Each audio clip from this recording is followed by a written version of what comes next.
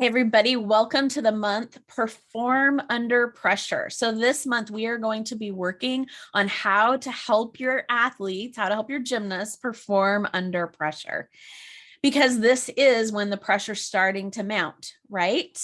Like we've got state meets, we've got regionals, Easterns, Westerns, nationals.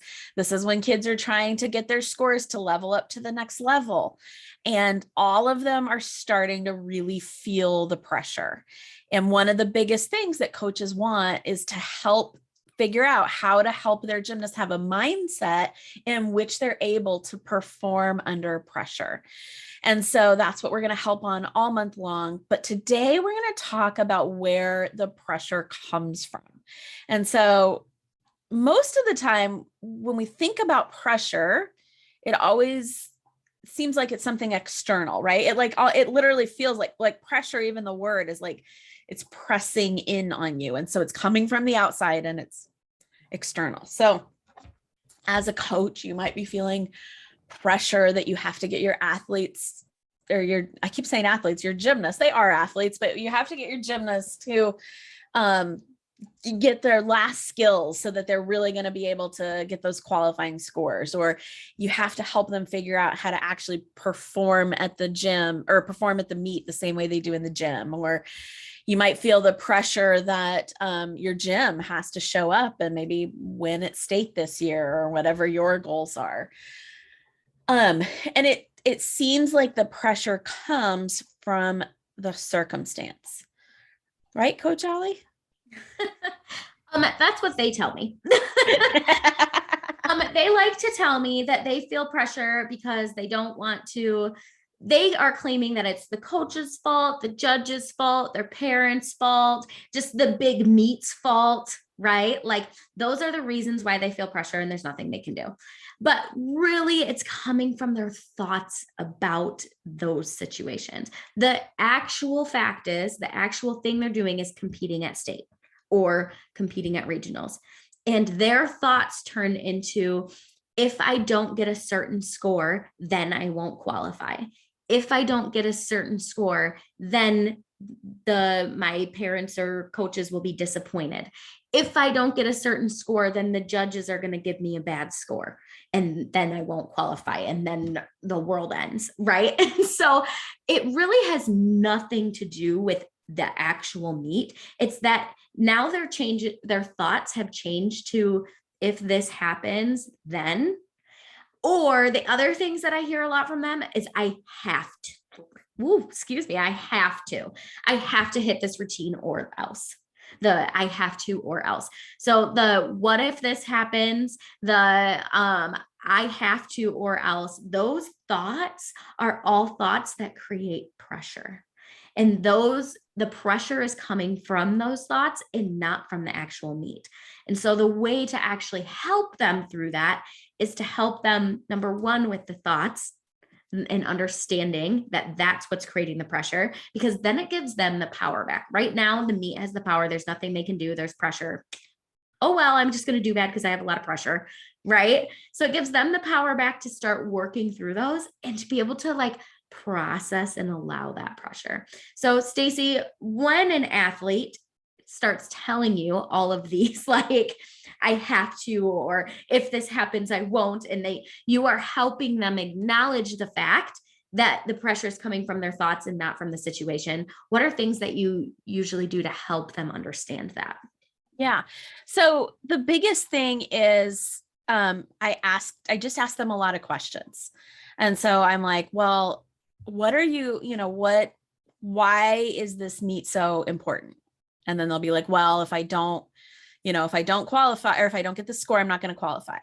And so then I'll be like, okay, well, when you think that, how are you feeling? And then they'll be like, well, I feel really nervous. And I'm like, well, when you're nervous, do you think you're going to perform in a way, or I'm really anxious. Do you think you're going to be able to perform in a way that's going to make you more or less likely to actually get that score? And they're always like, less. Like, exactly. Like, that's what happens, is that we think the thing. But the first thing is just helping them kind of, we always call it a thought download, just getting the thoughts out, because most of the time they're not thinking them consciously, or they're not really acknowledging that they're thinking them. Most of the time it's like, well, then I'm going to disappoint my parents. I'm going to disappoint my coaches. All of my work will have meant nothing. Oh yeah. That's their biggest one. I'm going to have worked so hard for nothing. That they only get to like feel proud of their hard work if they get this thing, but this is where we just really bring them back to the thought model, and to understanding that it's their thoughts that are creating the feeling, not the circumstance. And part of how we know this is different kids feel different emotions about it, right? Like, it's not like every kid on your team is feeling the exact same way about the same meet. And even just like state feels differently to a level 5 than it does to a level 10, because state is the end of the road for the level 5, but it's, it's still the beginning of the road for many level 10s, not all, but a lot of level 10s that have goals to go on to regionals and nationals. Like, state is just a smaller beat, but for like, level 5 or 6, or, that's like the end goal. Depending on where your state is and what meets they have. But you get my point, that it's not the actual meet that causes the feeling, because everybody feels differently about it. And if it was the meat that caused the feeling, everyone would be feeling the exact same way. Mm-hmm. But we don't all feel the exact same way because the circumstance doesn't cause it. It's our thought about it. And so it's just bringing them back to that basic, because we can like understand the thought model and understand how that might work in actions, but we are so convinced that pressure comes from the outside.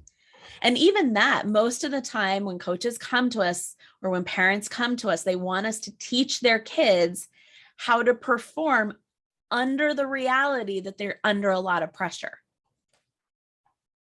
So it's like they're under a lot of pressure. This meet, it's important.